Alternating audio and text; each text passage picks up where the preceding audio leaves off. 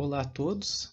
Nesta aula, nós vamos tratar do assunto microarquitetura, caminho de dados e controle para o processador MIPS. A aula de hoje é uma continuação da aula da semana passada. Na aula da semana passada, nós vimos detalhes do caminho de dados para o processador MIPS. Inclusive, os componentes que a gente precisa entre as unidades funcionais, unidade lógica aritmética, banco de registradores, para fazer a conexão desses elementos. O que ficou para a aula de hoje é a gente discutir a parte do controle, como que esses elementos que fazem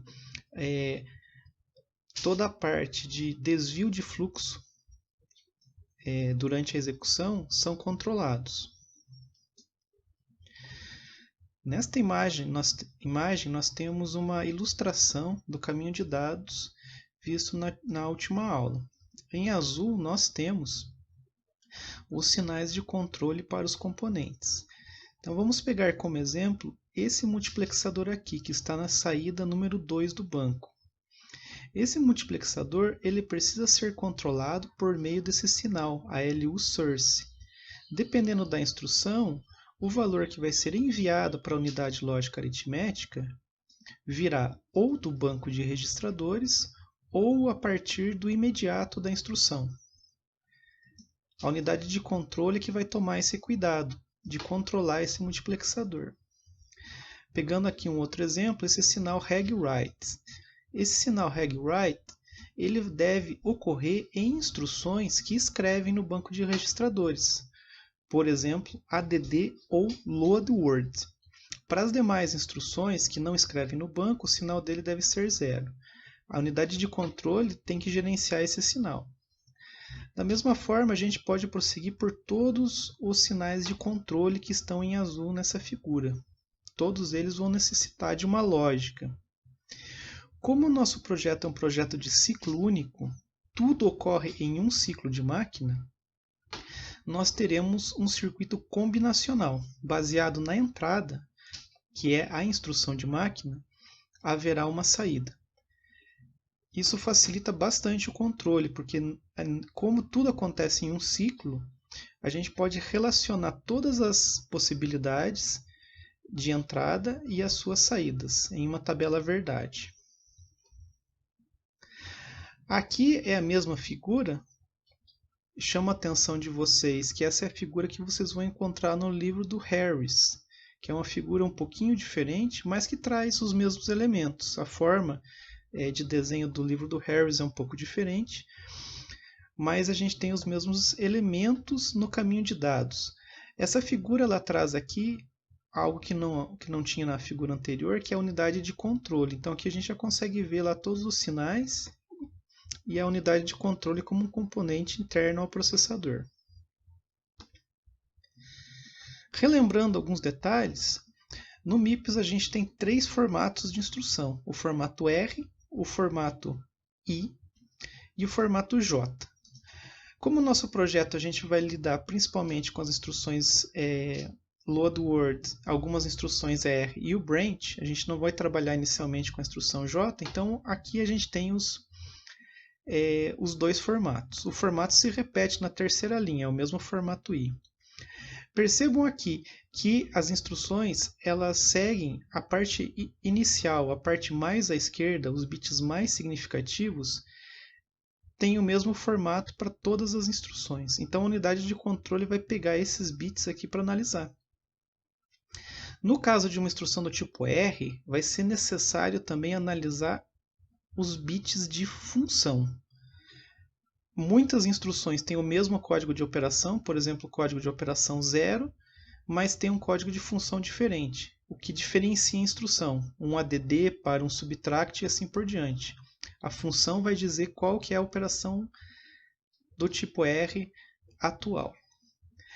Um detalhe também importante para nós observarmos esse formato é que no caso da instrução do tipo R, o registrador de destino ele se encontra nos bits 11 a 15. No caso de uma instrução do tipo load word, o registrador de destino ele vai estar expresso aqui nos bits de 16 a 20. Isso aqui é a origem da necessidade daquele multiplexador logo lá na entrada do banco de registradores, que é esse daqui. Por isso que esse multiplexador existe, porque dependendo da instrução, eu vou precisar pegar o endereço de escrita dos bits 15 a 11 ou dos 20 a 16.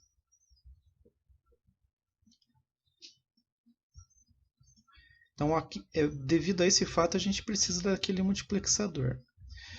Em relação às outras situações, a gente tem que lembrar o seguinte, que quando é uma instrução do tipo R, a gente vai somar valores, por exemplo, do RT mais RD. Os valores contidos lá no banco, que é a partir desse endereço aqui. Desculpem, a partir do RS e do RT, que são os dois fontes. O destino, que é o RD. No caso de uma instrução do tipo load word, vai ocorrer o seguinte, a gente vai somar o RS com o imediato, para a gente ter lá a situação de ter o endereço base mais o deslocamento. O deslocamento é expresso aqui no campo de imediato. Por sua vez, na instrução back, por isso que repete, porque aqui a interpretação é um pouco diferente. No caso da instrução back, branch if equal, nós precisamos realizar a subtração de dois valores que vêm do banco. Então a gente vai pegar os valores endereçados por RS e por RT. O endereço ele vai ser usado para a parte do desvio. É o valor que, deslocado à esquerda e somado com o PC, vai expressar o alvo do desvio. Nesta figura, nós temos a ilustração da unidade de controle. O projeto de controle para o MIPS ele é organizado em duas partes. Nós vamos precisar de um decodificador principal e um decodificador específico para a unidade lógica aritmética. O que a unidade lógica aritmética deve realizar? O que ela deve fazer? Essa unidade de controle principal ela recebe o código de operação.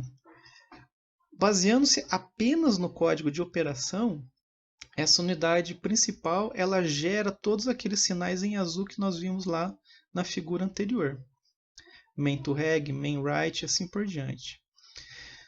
Já a unidade lógica aritmética ela vai necessitar de duas informações. Uma vem da instrução que está sendo executada, que são os bits mais à esquerda da instrução. A outra informação vem dessa unidade de controle principal. Por exemplo, se nós tivermos uma instrução do tipo load word, esse bit de função aqui não vai ser analisado, mas a unidade de controle principal envia uma informação para que a unidade de controle realize a soma do valor imediato com o valor contido no banco de registradores para calcular o endereço.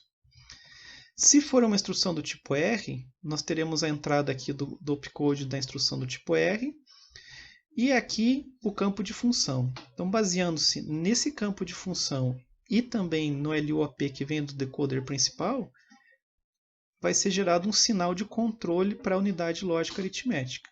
Então, aqui é a saída dos bits de controle para a unidade lógica aritmética. 3 bits, bits de 0 até 2.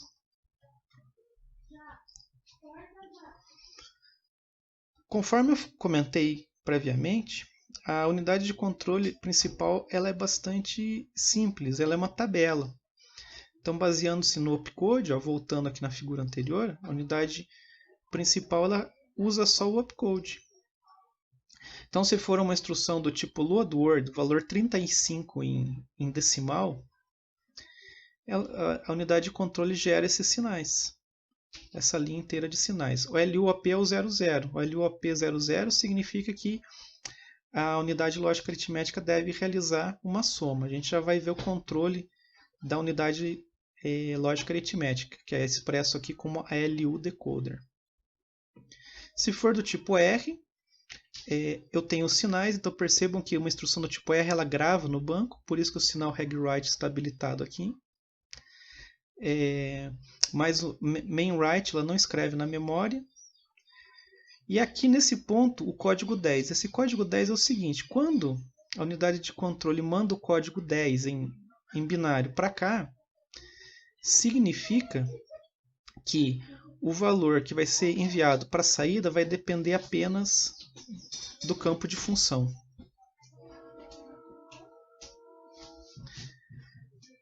Mais algum exemplo aqui, vamos pegar a instrução loadWord. A instrução loadWord ela tem o sinal de leitura em memória e o mainWrite igual a 0. StoryWord é a única instrução que escreve na memória, por isso que esse bit está marcado em 1. Tanto o StoryWord como a instrução back não escrevem no banco de registradores, então a saída da unidade de controle para elas vai ser igual a 0. Aqui eu tenho um don't care nessa situação, porque como StoryWord e back não escrevem no banco, eu não preciso especificar de onde está vindo o valor a ser escrito no banco. A mesma coisa aqui, como essas duas instruções elas não fazem escrita no banco, o controle desse multiplexador aqui tanto faz, porque o valor não vai ser gravado também no banco. O LUOP no caso do back é igual a 0,1. Quando essa unidade recebe o 0,1, ela vai realizar a subtração. Ela deixa de lado o campo de função e faz uma subtração. Então, basicamente, o que essa unidade de controle aqui faz é o seguinte: se é uma instrução do tipo R, ela ativa essa unidade lógica, esse controle da unidade lógica aritmética para observar o campo de função. Se for uma outra operação, por exemplo, loadWord ou até a própria instrução back, ela manda um código de forma que o LU decoder nem olha para o campo de função, porque ele já sabe o que tem que fazer. Se é loadWord ou StoryWord, eu tenho que somar endereço. Então ele já manda lá o valor de soma para o LU control.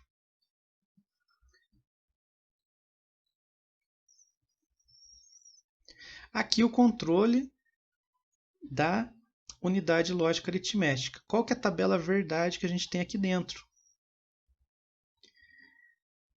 Então, o que vai ocorrer?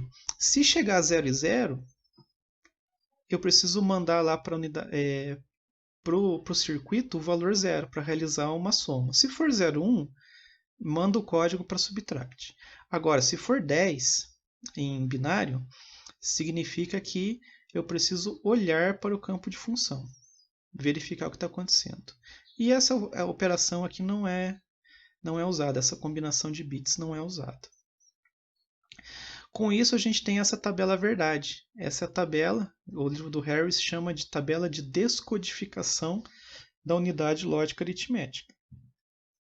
Aqui nós temos as entradas, a LUOP vem da unidade de controle principal e o campo de função vem da própria instrução, dos bits mais à direita dos 32 bits lá da instrução. Percebam aqui então que eu tenho essas condições de don't care para simplificar, para a gente não precisar ter todas as linhas da tabela.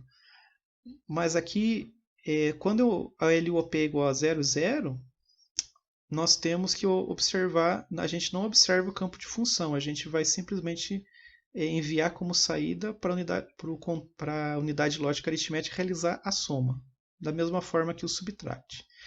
ADD, subtract, end, além de olhar para o campo do LUOP, independente lá do segundo bit, porque a gente viu que o segundo bit aqui não tem nada, ele não é codificada essa operação, então é 1 e qualquer coisa. Se for 1 e qualquer coisa aqui, ó, don't care, eu vou ter que observar o código da função e aí então disparar lá um sinal para o circuito realizar uma soma, subtração, end, or ou set less than, que é uma outra instrução.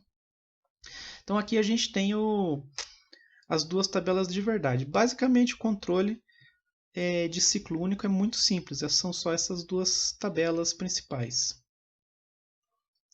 Aqui nós temos o resumo, todas as instruções, o código ALUOP, a instrução, a declaração do que a instrução vai fazer, né, do tipo R, mas aqui um subtipo que é o end, E aqui, se é necessário olhar para o campo de função. Nos 3 primeiros casos, não é necessário.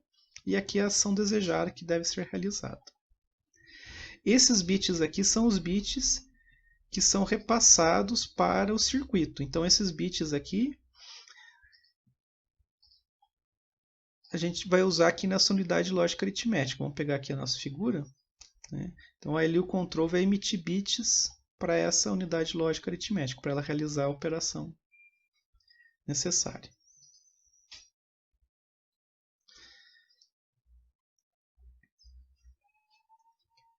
Alguns exemplos. Essa figura ela traz o caminho de dados e percebam que em alguns momentos os elementos estão com uma cor mais para o cinza. Significa que esses elementos aqui eles não são ativados, eles não são usados na prática. No caso de um ADD, o que vai ocorrer? O registrador de escrita ele vem dos bits 15 a 11. Então, está vindo dos bits 15 a 11 da instrução. Por que está vindo daqui e não desse ponto? Aí a gente volta lá na instrução. A gente tem que pegar esses bits, que esse bit aqui que é o registrador de destino.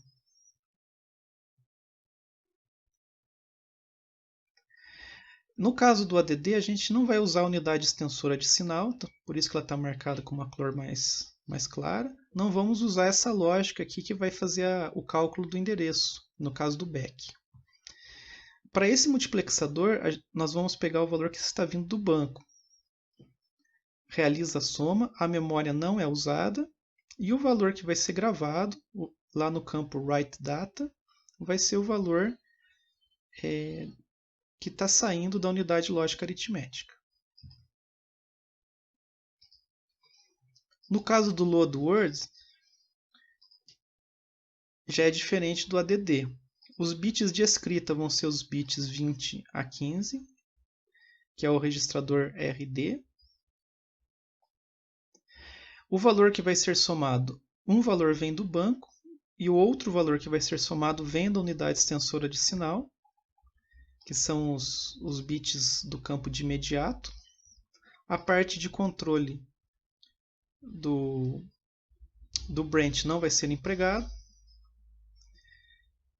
O WriteData também não vai ser empregado. A memória ela vai ser utilizada para fazer uma leitura de um operando. E o valor que vai ser escrito no banco é o valor que está saindo da memória. Então, esse sinal de controle que vem para cá, que é o main to reg, ele deve ser igual a 1, para permitir que o valor que está vindo da memória seja escrito lá no banco de registradores.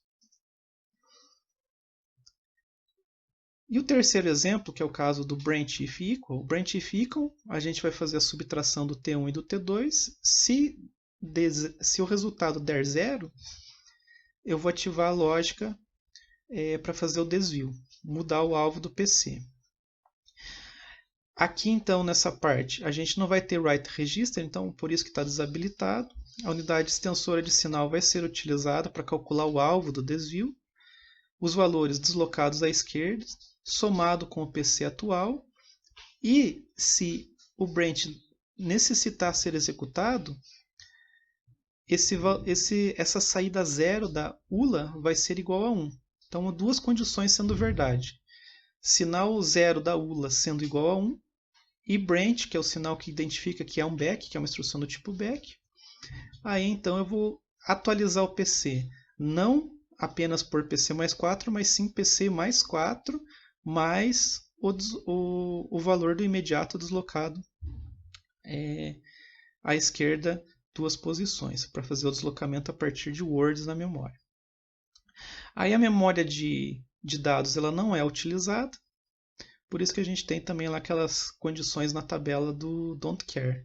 A gravação, aqui no don't care não importa, e aqui também não importa, porque não haverá escrita no banco de registradores. Então, esse é o controle para o processador MIPS de ciclo único. Até a próxima.